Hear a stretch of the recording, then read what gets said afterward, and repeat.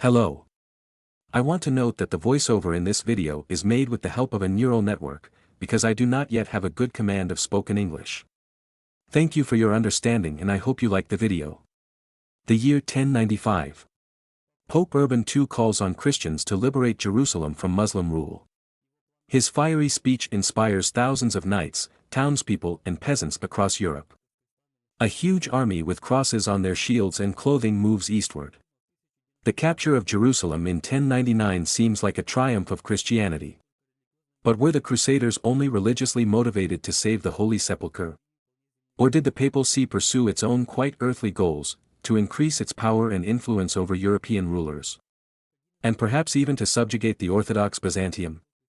Let's find out. By the 11th century most of the peoples and rulers of Europe had converted to Christianity.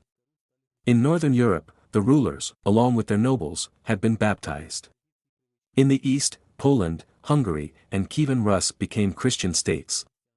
The adoption of the new faith gradually changed their traditions and habits. Many pagans, seeing the defeat of old beliefs, formally joined Christianity. This formed a militant layer of newly converted Christians, which included the Normans. Europe was feeling the effects of population growth. Economic revival was also in full swing. Forests were being cleared, borders were being expanded, and markets were being organized. Italian cities were beginning to challenge Muslim domination of the Mediterranean. In the south stretched the vast border of the Christian and Islamic world. In Spain, in southern Italy, in Asia Minor, and across the Mediterranean Sea. And in the lands of Islam there were places of pilgrimage holy to Christians. The spread of Christianity was accompanied by an increase in the power of the Pope, whose jurisdiction now included most of the newly converted peoples. When the Norman conquests in southern Italy demonstrated the weakness of Byzantium and the Muslims, the papacy began to pursue a more independent policy. This led to an ecclesiastical split with the Orthodox Christians. After the great defeat of the Byzantines against the Turks at the Battle of Manzikert, the Byzantine emperor turned to Pope Gregory VII Hildebrand for help. This opened the possibility of reunification of the Christian churches. But the quarrel of the Pope and the Emperor in the west prevented the fulfillment of the plan. Expansion of Turks on the south continued, and in 1085 they have grasped Antioch, Nicaea and dangerously approached to Constantinople. Now to Pope Urban II for the help the Byzantium Emperor Alexius Komnenos has addressed. According to chronicles of that time, the Byzantium Emperor promised to recognize the supremacy of the Roman Pope and officially unite Orthodox and Catholic churches. It is believed that this promise played a decisive role in the Pope's decision to support the idea of the Crusade. The Byzantine historian Nikita Honiat in his history, written in the 13th century, criticizes Alexius I for promising the Latins, for the sake of receiving their help, to subject the Church of Constantinople to the authority of the Pope of Rome. Jerusalem has been a place of pilgrimage since the beginning of the Christian era. The Holy Land became for the popular imagination a land of wonders, abounding in the divine presence of Christ. Pilgrimage became a sign of holiness. Hospitals and other charitable institutions were built along the main route and in Jerusalem for convenience. Muslims did not interfere much with the pilgrimage after taking over the territory of the Middle East. But over time, Muslim rulers began to impose additional taxes and levies. Historical sources, including chronicles and chronicles of the time, contain numerous accounts of attacks, robberies and murders of Christian pilgrims arriving in Jerusalem and other holy places under Muslim control. In 1093, the city of Jerusalem was visited by a monk, a famous native of the city of Amiens, named Peter. At the sight of the humiliations inflicted on Christians everywhere, he became indignant. "I will raise," shouted Peter, "all the armies of Europe to fight for your cause." The then Pope Urban II was carried away by the monk's irrepressible zeal, and gave him permission and commission to preach the liberation of Jerusalem everywhere. First he traveled through Italy, then crossed the Alps and came to France. He preached before nobles and commoners, in churches, squares and streets. His appearance everywhere made a thrilling impression. Men, women and children rushed to him to touch his clothes. Already in a relatively short time he was able to return to the Pope with the assurance that his call was universally received with such enthusiasm that he could hardly keep his hearers from deciding to take up arms immediately. The call that led to the first campaign to retake Jerusalem was made by Pope Urban II at the Council of Clermont in 1095. It was enthusiastically welcomed by both the common people and the aristocracy. These were primarily Norman feudal lords and the French feudal lords close to them. They had been involved in the Reconquista in Spain and the war with the Muslims in southern Italy. Pope Urban II promised that those who accepted the cross, i.e. went on crusade, would have all their sins forgiven. Many simply signed up for the crusade and then did not participate, but still received an indulgence. Italian merchants supported the idea of crusades because it promised increased trade in relics, silk, paper, spices, and other goods. But not all Christians in Western Europe supported the idea of the Crusades. Contemporaries of the First Crusade, the French theologian Peter the Honorable and the Italian monk Arnold of Brescia condemned the violence of the Crusaders. They were later treated by Roger Bacon and William Ockham. The forerunners of the Reformation, Jan Hus and others sharply criticized the Crusades. Most Christians living in the Middle East and North Africa under the rule of Muslim states viewed the Crusades in a predominantly negative or extremely wary manner. The fact is that these campaigns, for all the slogans of liberation of Christian sanctuaries, often in practice worsened the situation of Eastern Christians and even led to direct violence on the part of Latin Catholics. A number of Christian communities in Syria and the Levant eventually found themselves even more oppressed. Local Crusader alliances with Eastern Christians were rather exceptions to the general picture. While preparations were underway, detachments of peasants and petty knights led by Peter of Amiens set out first. They reached Constantinople, where Alexius Comnenus suggested they wait for the others.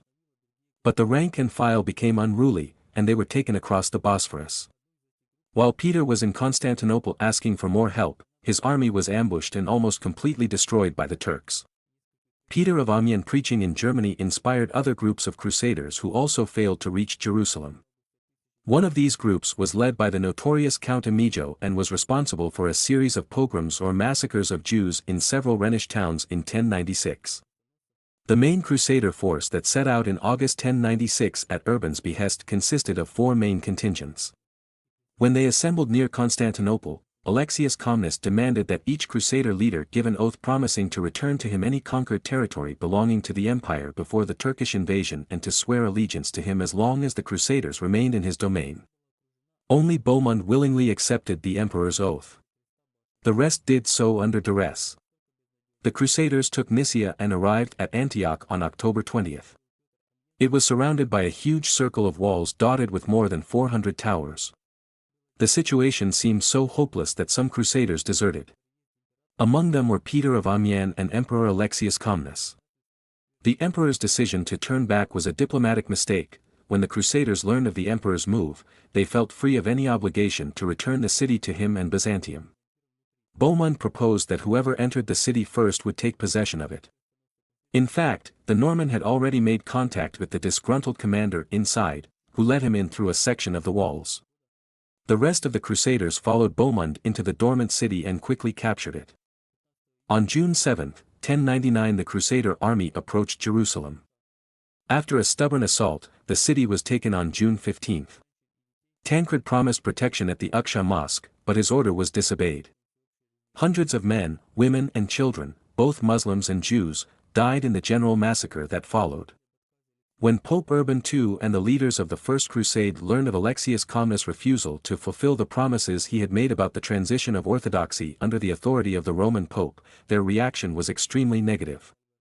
According to the chronicles of the time, in particular, Galbert of Nozansky and Albert of Aachen, papal legates and crusader commanders were enraged by the perfidy and treachery of the Byzantine emperor.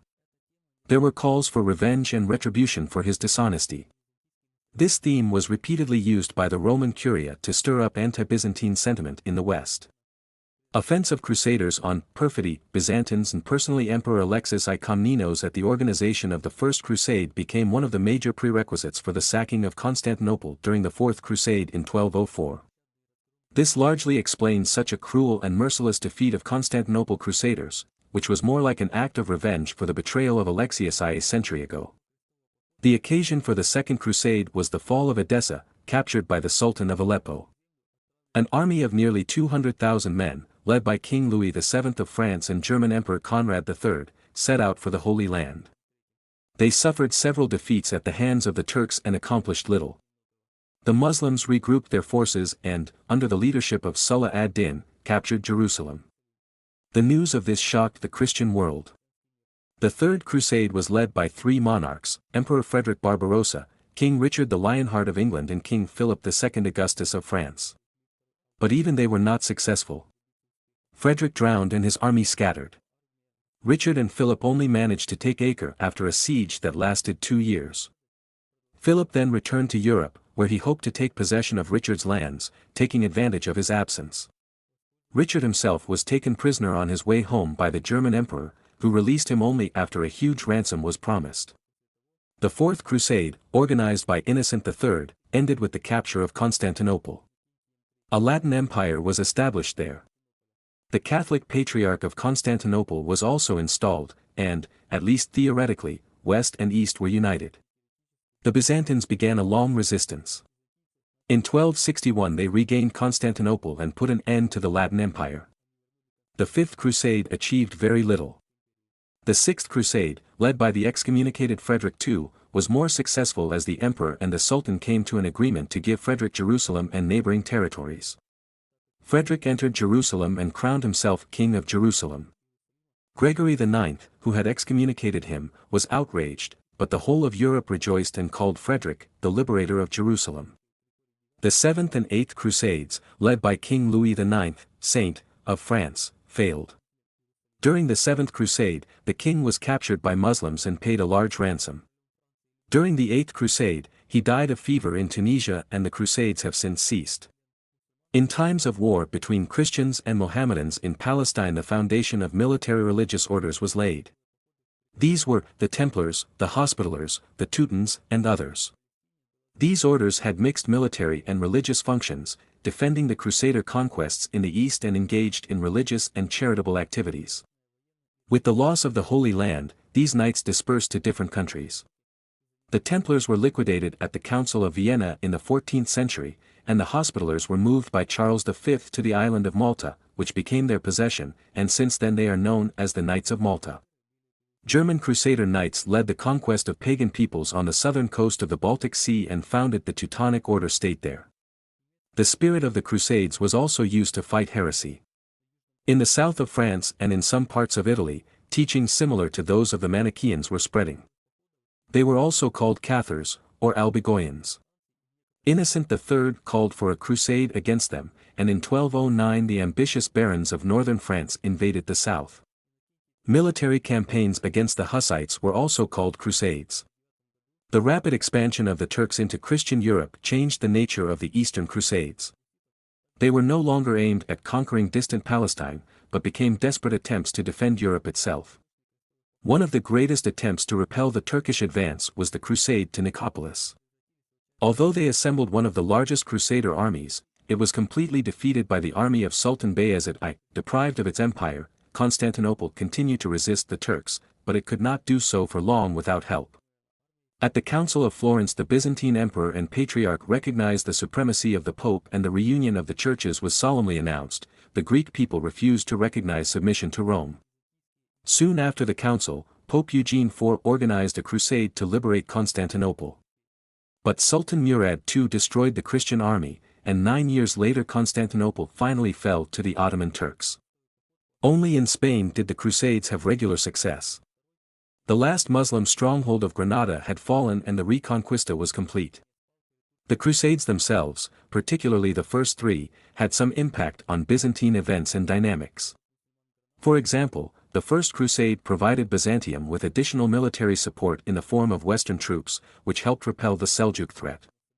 New battle fronts emerged between Christian Catholics and Muslims, and this may have temporarily diverted attention away from Byzantium. Byzantium also skillfully used diplomatic tricks, pitting Muslims against Catholics and vice versa. However, it should be noted that these tactics did not always lead to positive results for Byzantium, and its influence and territorial losses remained significant. In general, the papacy benefited from the Crusades. The power, influence and wealth of the popes, and with them all the clergy and monastic orders, grew enormously. The Crusaders were soldiers of the Church, and the obedience which they were obliged to render to it relieved it of all its duties. While the papacy gained some advantages and strengthened its authority in certain situations, the Crusades also provided challenges and controversies that held back the absolute strengthening of the papacy's power. If you enjoyed this video, subscribe so you don't miss new videos. In the future, as the channel grows, I plan to improve the quality of voiceovers and possibly hire professional voiceovers. Thank you for your support and interest in my content.